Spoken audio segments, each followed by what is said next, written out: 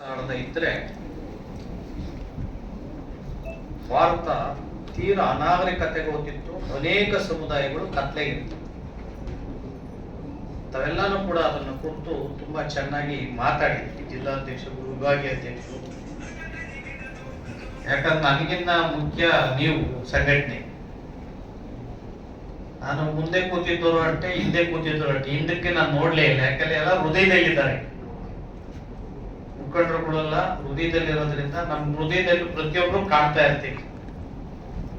ಬಹಳ ಬದ್ಧತೆ ಇರುವಂತಹ, ಬಹಳ ಪ್ರಾಮಾಣಿಕತೆಯ ಹೋರಾಟ ಮಾಡುವಂತಹ ಹೋರಾಟಗಾರರೇನಾದ್ರು ಇದ್ರೆ ಅದು ನಮ್ಮ ಸಂಘಟನೆಯಲ್ಲಿ ಅಂತ, ನಮ್ಮ ಮುಖಂಡರು ಅಂತ ನಾನು ಅತ್ಯಂತ ಪ್ರಾಮಾಣಿಕವಾಗಿ ಸುಮಾರು 35-40 ವರ್ಷ ನನ್ನ ಜೊತೆಗೆ ಇದ್ದವರು ಇದ್ದಾರೆ. ನಾವು 5 ದಶಕ ಹೋರಾಟ ಮಾಡಿದ್ವಿ. 50 ವರ್ಷ ಹೋರಾಟ ನಮ್ಮದು. 35 ವರ್ಷ ನಮ್ಮ ಜೊತೆಗೆ ಇದ್ದಂಥವ್ರು ಕೂಡ ಇಲ್ಲೆಲ್ಲ ಹೋರಾಟಗಾರರು ಎತ್ತು ಹೋಗದಂಗೆ ನಮ್ಮ ಜೊತೆಗೆ ಹೆಜ್ಜೆ ಹಾಕಿದ್ರೆ ಅದು ಪ್ರಕಾಶ್ ನೀಟಾಗಿ ಹೇಳಿದ್ರು, ಮಾಡಬೇಕು, ಅವ್ರ ಜೊತೆಗೆ ಇದ್ದೀರಿ. ನಾನು ಇಷ್ಟೇ ನನ್ನ ಉದ್ದೇಶ. ಹೋರಾಟಗಾರರು ಬೆಳೆದ್ರೆ, ಮುಖಂಡರು ಬೆಳೆದ್ರೆ ಸಂಘಟನೆ ಬೆಳೀತದೆ. ಸಂಘಟನೆ ಬೆಳೆದಿದ್ರೆ ಮುಖಂಡರು ಬೆಳೆಯಕ್ಕೆ ಸಾಧ್ಯ.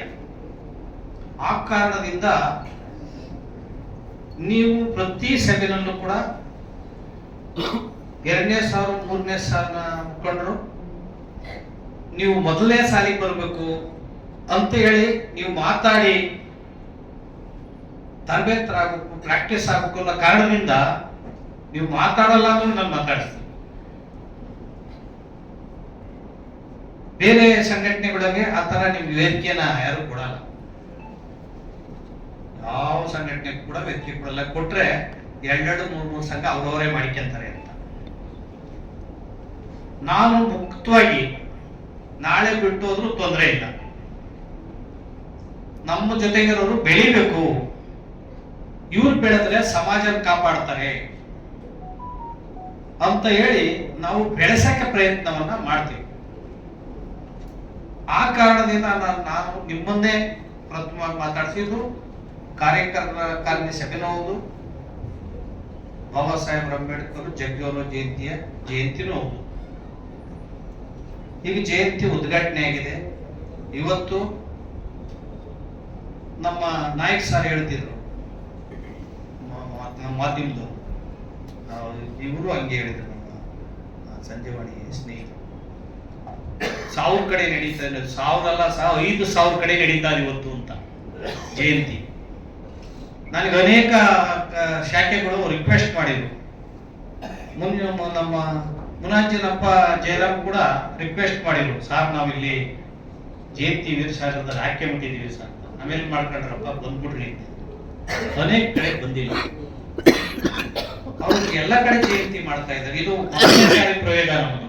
ಎಲ್ಲರೂ ಒಂದೇ ಕಡೆ ಮಾಡಿ ಒಂದು ಸಿಂಪಲ್ ಆಗಿ ಎಲ್ಲ ಒಂದೇ ಕಡೆ ಮಾಡೋಣ ಅಂತ ತೀರ್ಮಾನ ಮಾಡಿದ್ವಿ.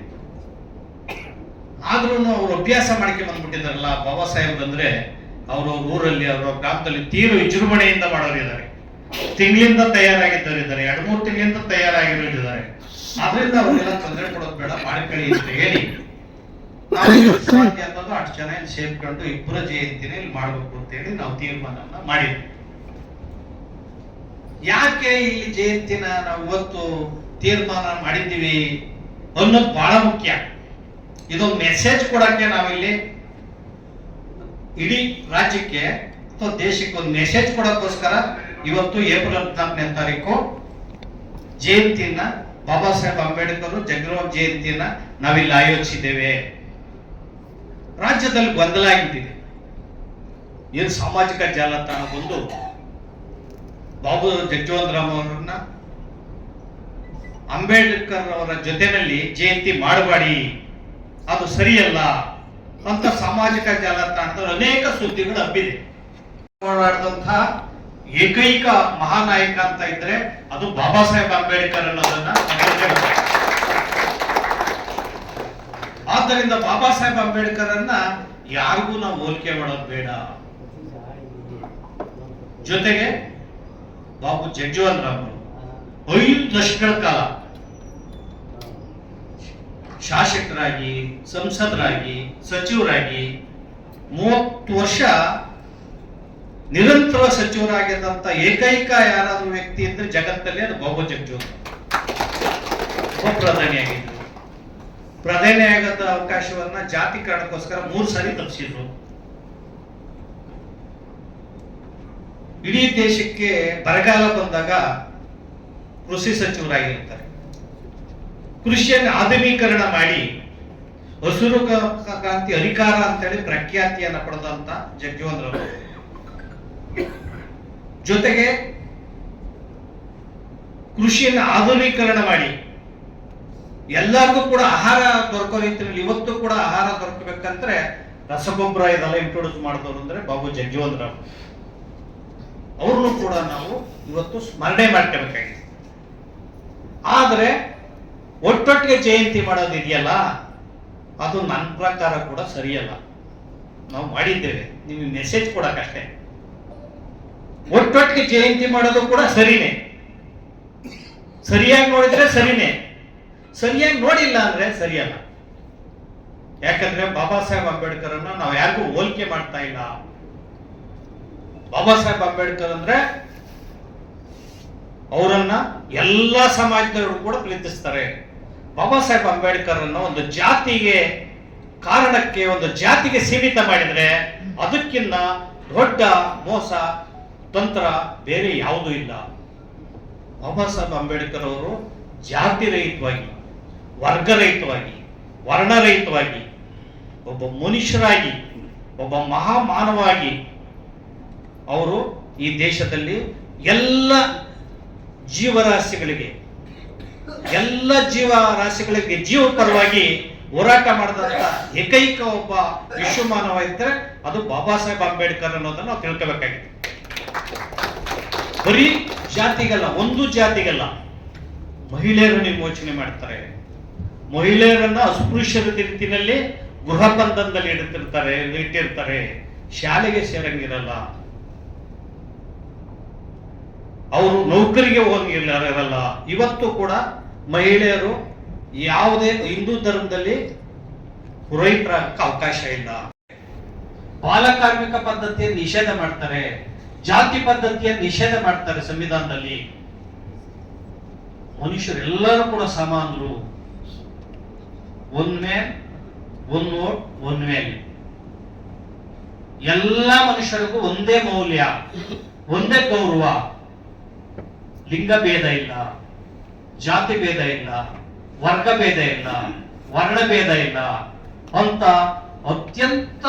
ಅತ್ಯುತ್ತಮವಾದಂತಹ ಜೀವೋಪಾರವಾದಂತ ಸಂವಿಧಾನವನ್ನ ಏನಾದ್ರೂ ಕೊಟ್ಟಿದ್ದಾರೆ ಅಂದ್ರೆ ಭಾರತದಲ್ಲಿ ಅದು ಬಾಬಾ ಸಾಹೇಬ್ ಅಂಬೇಡ್ಕರ್. ಆದ್ದರಿಂದ ಫಸ್ಟ್ ಮೊದಲನೇದಾಗಿ ಪೂಜೆಕಾರ ಮಾಡ್ಬೇಕಾಗಿರುವಂತವರು ಮಹಿಳೆಯರು. ಮತ್ತೆ ಬರೀ ಪರಿಶಿಷ್ಟ ಜಾತಿಯವರಲ್ಲ, ಎಲ್ಲ ಶೋಷಿತರು. ಭಾರತದಲ್ಲಿ ಪರಿಶಿಷ್ಟ ವರ್ಗ 1600 ಜಾತಿಗಳಿವೆ. ಇಲ್ಲಿ 51 ಜಾತಿ ಇದೆ ಕರ್ನಾಟಕದಲ್ಲಿ. ಪರಿಶಿಷ್ಟ ಜಾತಿ ಇಂಡಿಯಾದಲ್ಲಿ, ಭಾರತದಲ್ಲಿ 1000 ಜಾತಿ ಇದೆ. ಕರ್ನಾಟಕದಲ್ಲಿ 101 ಜಾತಿ ಇದೆ. ಮಂಡಲ್ ಆಯೋಗದ ಪ್ರಕಾರ 6000ಕ್ಕೂ ಹೆಚ್ಚು ಜಾತಿಗಳನ್ನ ಗುರುತಿಸಿದ್ದಾರೆ. ಅದರಲ್ಲಿ 3723 ಹಿಂದುಳಿದ ಜಾತಿಗಳನ್ನೇ ಗುರುತಿಸಿದ್ದಾರೆ ಮಂಡಲ ಆಯೋಗದಲ್ಲಿ. ಒಟ್ಟು 6000 ಜಾತಿಗಳನ್ನ ಹೇಳ್ತಾರೆ, 6000ಕ್ಕೂ ಹೆಚ್ಚು.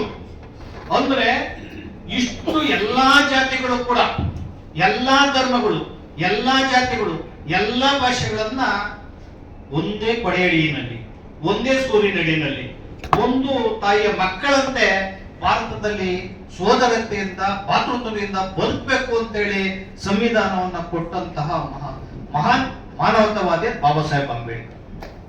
ಆ ಕಾರಣದಿಂದ ಬಾಬಾ ಸಾಹೇಬ್ ಅಂಬೇಡ್ಕರ್ ಅನ್ನ ಯಾರಿಗೂ ಕೂಡ ಹೋಲಿಕೆ ಮಾಡಲ್ಲ, ಮಾಡಬಾರದು. ಹೀಗಾಗಿ ನಮ್ಮ ಸಂಘಟನೆಗಳು ಎಚ್ಚರಿಕೆಯಿಂದ ಮುಂದೆ ಮಾತಾಡಬೇಕಾಗಿದೆ. ಬಾಬಾ ಸಾಹೇಬ್ ಅಂಬೇಡ್ಕರ್ ಅವರು, ಜಗಜೀವನ್ ರಾಮ್ನವರು 2 ಕಣ್ಣುಗಳಿದ್ದಾಗೆ, ನಮಗೆ ಸೂರ್ಯ ಚಂದ್ರ ಇದ್ದಾಗೆ, ಅದು ಸತ್ಯ. ಆದ್ರೆ ಬಾಬಾ ಸಾಹೇಬ್ ಅಂಬೇಡ್ಕರ್ ಅನ್ನ ಯಾರಿಗೂ ಹೋಲಿಕೆ ಮಾಡಕ್ ಸಾಧ್ಯ ಆಗಲ್ಲ. ಯಾಕಂದ್ರೆ ಅವ್ರು ಬರೆದಿರುವಂತ ಬರಹಗಳು 50,000 ಪುಸ್ತಕಗಳು ಲೈಬ್ರರಿ ಇದ್ದವರಿಗೆ ವಿಶ್ವದಲ್ಲೇ ಬೇಕಾಗ್ತದೆ. ಆದ್ದರಿಂದ ಬಾಬಾ ಸಾಹೇಬರು ಜಯಂತಿಯನ್ನ 362 ದಿನಗಳು ವರ್ಷದಲ್ಲಿ ಯಾರಾದ್ರೂ ಒಬ್ರು ಜಯಂತಿ ಮಾಡ್ತಾರೆ ಅಂತ ಆದ್ರೆ ಬಾಬಾ ಸಾಹೇಬ್ ಅಂಬೇಡ್ಕರ್ ಅವರ ಜಯಂತಿ ಅನ್ನೋದನ್ನ ವರ್ಷ ಪೂರ್ತಿ ಮಾಡ್ತಾರೆ. ಬರೀ 14ನೇ ತಾರೀಕಲ್ಲ. ಒಬ್ಬ ಮನುಷ್ಯನ ಜಯಂತಿಯನ್ನ, ಒಬ್ಬ ಮಾನವನ ಜಯಂತಿಯನ್ನ, ಒಬ್ಬ ವ್ಯಕ್ತಿಯ ಜಯಂತಿಯನ್ನ ವರ್ಷ ಪೂರ್ತಿ ಎಲ್ಲ ಕಡೆ ಮಾಡ್ತಾರೆ ಅಂದ್ರೆ ಬಾಬಾ ಸಾಹೇಬ್ ಅಂಬೇಡ್ಕರ್ ಜಯಂತಿ ಅನ್ನೋದನ್ನ ತಿಳ್ಕೊಂಡು 100 ವಿಶ್ವವಿದ್ಯಾನಿಲಯಗಳಲ್ಲಿ 100 ವಿಶ್ವವಿದ್ಯಾನಿಲಯಗಳಲ್ಲಿ ಬಾಬಾ ಸಾಹೇಬ್ ಅಂಬೇಡ್ಕರ್ ಅವರ ಜೀವನ ಮತ್ತು ಸಾಧನೆಯನ್ನ ಸಂಶೋಧನೆ ನಡೀತಾ ಇದೆ. ಒಬ್ಬ ವ್ಯಕ್ತಿಯ ಬಗ್ಗೆ, ವ್ಯಕ್ತಿ ಜೀವನ ಮತ್ತು ಸಾಧನೆಯ ಬಗ್ಗೆ ಲಕ್ಷಾಂತರ ಸಾಹಿತ್ಯಗಳು, ಲೇಖಕರು ಇವತ್ತು ಕೂಡ ಬರೆದಿದ್ದಾರೆ. ಲಕ್ಷಾಂತರ ಪುಸ್ತಕಗಳು ವ್ಯಕ್ತಿಯ ಬಗ್ಗೆ ಬರೆದಿದ್ದಾರೆ ಅಂದ್ರೆ ಬಾಬಾ ಸಾಹೇಬ್ ಅಂಬೇಡ್ಕರ್ ಬಗ್ಗೆ ಅನ್ನೋದನ್ನು ನಾವು ಅರ್ಥ ಮಾಡ್ಕೋಬೇಕಾಗಿದೆ. ಹಾಗಾಗಿ ಬಾಬಾ ಸಾಹೇಬ್ ಅಂಬೇಡ್ಕರ್ ಅವರನ್ನ ಈ ದೇಶದ ಅನೇಕ ದೇಶದ ಮುತ್ಸದ್ದಿಗಳು, ರಾಜಕೀಯ ಮುತ್ಸದ್ದಿಗಳು, ದೇಶದ ಅನೇಕ ರಾಜಕೀಯ ಪಂಡಿತರು,